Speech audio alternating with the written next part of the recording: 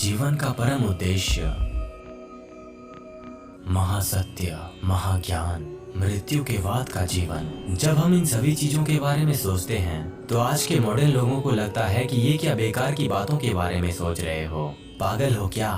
इसी सोच की वजह से हम ये सब बातें करने से डरते हैं कि लोग क्या सोचेंगे। लोग जो भी सोचें, भौतिक जगत में लिप्त रहने वाले लोग क्या जानते हैं इन सब चीजों के बारे में। जब मृत्यु उनके द्वार पर खड़ी होगी ना, तभी वो एक आखिरी और पहली बार सोचेंगे कि क्या मेरे अस्तित्व का अंत हो जाएगा, इसके बाद मेरा क्या होगा। अरे मैंने तो महाज्ञान पाया ही नहीं, मैंने तो जीवन को समझा ही नहीं, मैंने तो इस क्षणभंगुर दुनिया में ही अपने मूल्यवान समय को बर्बाद करके रख दिया।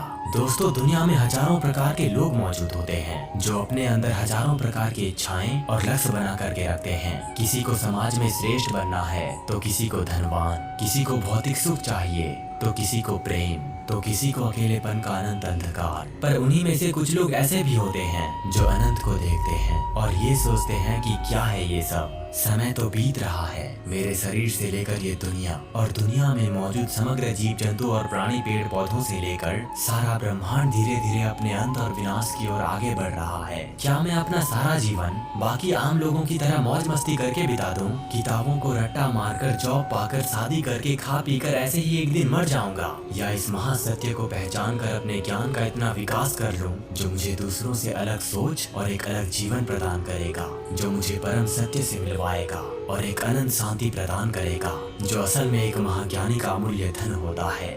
ज्ञान आखिर क्या है? ज्ञान वह चीज जिसे आप महसूस करते हो, वो नहीं जो आप किताबों में पढ़ते हो। अरे असल ज्ञानी का काम तो अनुभव और क्षणभंगुरता के सत्य को महसूस करना है, जो मानव को दुनिया में से एक भिन्न प्राणी बनाती है। अब जब हम अपने आप को देखते हैं, अपने भीतर झांकने का प्रयास करते हैं, तो एक ध्वनि प्रकट होती है जिसे मैं कहा जाता है। आखिर क्या है ये मैं? मन, चेतना, वास्तविकता, भ्रम, ये रहस्यमय अनंत चेतना जो इस परम विश्व से लेकर इस समग्र ब्रह्मांड को मेरे मन में चित्रित कर रही है। आज हम इसी चीज की खोज करेंगे रमण महर्षि की उस किताब से जिसका नाम है मैं कौन हूँ। महर्षि रमण या रमण महर्षि का जन्म 30 दिसंबर साल 1879 को मदुरै, भारत के दक्षिण में लगभग 30 मील की दूरी पर स्थित तिरुचुली गांव के वकील सुंदरम अय्यर और उनकी पत्नी अलगमाल के घर में हुआ था। उन्हें पहले वेंकट रमण पुकारा जाने लगा, जो बाद में रमण महर्षि के नाम से प्रसिद्ध हुए थे। रमण महर्षि की ये जो किताब मैं कौन हूँ है, ये स्व जांच यानी कि सेल्फ इंक्वायरी पर आधारित प्रश्न और उत्तरों का एक समूह को दिया गया शीर्षक है। इस प्रश्न श्री एम सी प्रकाशम पिल्लई द्वारा श्री रमण महर्षि के सम्मुख लगभग साल 1902 में रखे गए थे। श्री पिल्लई, जिन्होंने रमण महर्षि को वो प्रश्न पूछे थे, वो दार्शनिक शास्त्र के स्तनक थे। साल 1914 में वो अपनी एक सरकारी यात्रा के समय उन्होंने अरुणाचलम में स्थित विरूपाक्ष पहाड़ी की गुफा में श्री रमण महर्षि से भेंट की थी। उन्होंने उस समय रमण महर्षि से आध्यात्मिक मार्गदर्शन मांगा और स्व जांच से जुड़े प्रश्न के उत्तर जानने चाहे। उस समय रमण महर्षि मौन व्रत धारण किए हुए थे, इसीलिए उन्होंने उनके प्रश्न के उत्तर लिखित रूप से दिया था। मैं कौन हूँ? रमण महर्षि पिल्लई से कहते हैं, स्थूल शरीर 7 हास्यों यानी धातुओं से बना है। मैं 5 संज्ञानात्मक ज्ञानेंद्रियां नहीं हूँ, मतलब सुनने, स्पर्श, दृष्टि, स्वाद और गंध की इंद्रियां, जो अपने से संबंधित सभी वस्तुओं को पकड़ लेती हैं, जैसे कि भाषा, हरकत, लोभ, उत्सर्जन, जिसके अपने अपने कार्य होते हैं, अर्थात बोलना, हिलना, ग्रहण करना और आनंद लेना। मैं 5 महत्वपूर्ण वायु या प्राण आदि भी नहीं हूँ, जो क्रमशः 5 कार्य करते हैं, श्वास प्रश्वास आदि। मैं ये मन भी नहीं हूँ जो सोचता है।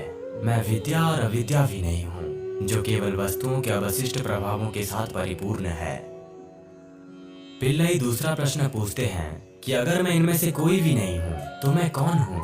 रमण महर्षि कहते हैं, ये नहीं कहकर उपरोक्त जो भी उत्तर थे, वो सभी को नकारने के बाद सिर्फ जागरूकता बच जाती है जो मैं हूँ। जागरूकता की प्रकृति क्या है? जागरूकता की प्रकृति अस्तित्व, चेतना और आनंद है। रमण महर्षि सिखाते हैं कि जागरूकता ही स्वयं का सच्चा स्वरूप है। ये अपरिवर्तनीय अंतर्निहित वास्तविकता है जो हम सब में मौजूद होता है। जागरूकता किसी विशेष विचार, भावना या संवेदना तक सीमित नहीं है। ये शुद्ध चेतना है जो हमारे सभी अनुभवों से अवगत है। रमण महर्षि ये भी सिखाते हैं कि जागरूकता सत्य, चित और आनंद है, जिसका अर्थ होता है अस्तित्व, चेतना और आनंद। इसका मतलब ये है कि जागरूकता न केवल जागरूक है बल्कि वास्तविक और आनंददायक भी है। ये समस्त अस्तित्व का स्रोत है और ये परम सुख है।